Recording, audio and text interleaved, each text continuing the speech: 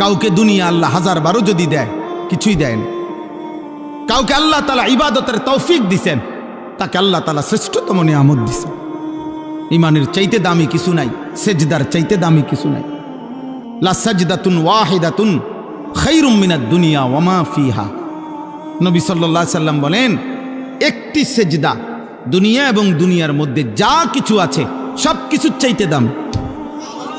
কয়টি সেজদা? একটি সেজদা। নবী সাল্লাল্লাহু আলাইহি সাল্লাম বলছে, সুবহানাল্লাহ আযমু মিন উহুদিন।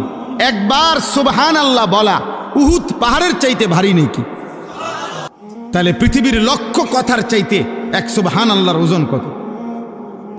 হ্যাঁ, গোটা দুনিয়ার চাইতে এক সেজদার দাম কত? সেই সেজদা যার মিস হয়ে গেল, তোমার জীবনে কিছুই অর্জন হয় নাই। এজন্য হযরত বলছেন ফজরের নামাজের কথা, ফজরের নামাজ পড়ার কথা বলছে আমাদের সবাইকে, বলছে কিনা বলেন?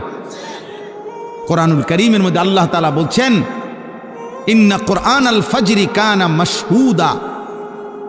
আল্লাহ তাআলা বলেন, আমার কোটি কোটি ফেরেশতা সারা রাত এই জমিনে যারা ডিউটি করে আল্লাহর জমিনে, তারা এবং সারা দিন যারা ডিউটি করবে তারা, এই দুই দল ফেরেশতা সকলেই এবং ইমানদার মুমিন সকলেই ফজরের নামাজে একত্রিত হয়, জমা হয়। এজন্য আল্লাহ তাআলা ফজরের নামাজের বৈশিষ্ট্য বলছে মাশহুদ। ফজরের নামাজ অ্যাসেম্বলির সময়, ফজরের নামাজ সম্মিলন, ফজরের নামাজ আল্লাহর অনুগত বান্দাদের একত্রিত হওয়ার সময়।